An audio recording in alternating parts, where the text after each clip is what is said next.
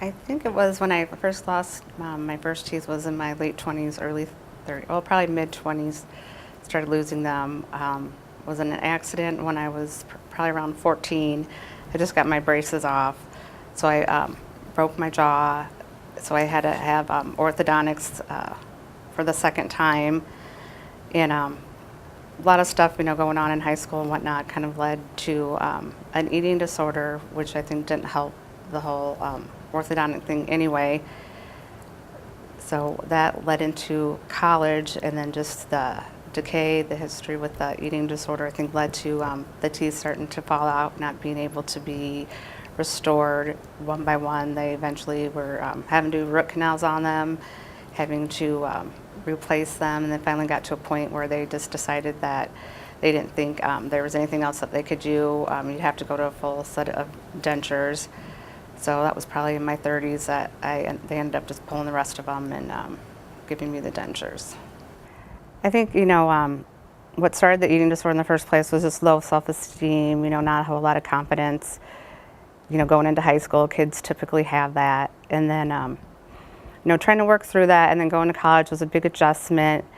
And then having the eating disorder and then losing the teeth just kind of topped it all off. Things seemed to get worse. I got to a point where I, didn't want to try anymore. I didn't care. I figured, who's going to love me like this? I kind of thought I didn't deserve anything at that point. When I went to my dentist to see, what I could do, he referred me to a prosthodontist at the University of Iowa. So we did some implants, and then when we were looking to do implants on the top, we kind of realized there wasn't enough bone there.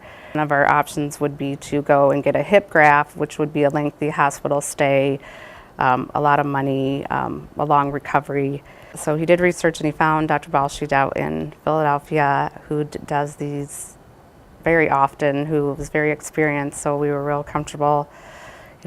Someone who was going to do this knew, what they were doing, had the expertise to go forward. Okay. I remember being at work one day and getting a call from Dr. Williamson, and he was all excited about a procedure that Dr. Balsheed did, and he thought it sounded very helpful, and we should give it a try. Kind of explained to me how it wouldn't be real practical for me to go out there for all the preparation work to get the surgery done, how they worked together and they would do all the prep work here at the University of Iowa, and then when it's time for surgery, we'd fly out, have the surgery there, and then come back and we'd do all the follow-up here with Dr. Williamson. From, right, he walked in the door, he gave me a hug, made me feel really at ease, super nice guy. I think it was kind of a somewhat gradual process, as I kept getting better, working towards a final prosthesis. Felt better myself, I was going to be more normal, no one would be able to tell.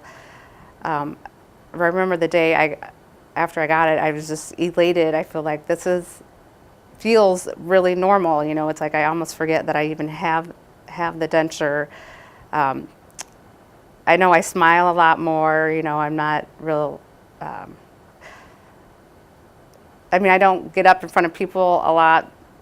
I never did before, and now I'm getting up in front of people more. I'm not worried about, the way I look. I just feel better, more confidence, that self-worth is there. My daughter says, she goes, Mom, I like how the way you're always smiling now. And she goes, and you always look at yourself in the mirror. She goes, I like that, and I hear people tell me, they have a pretty smile, and that makes me feel good about myself, knowing that, it's all worthwhile, that, no one really has to know but me, and that it looks natural, and, it looks good.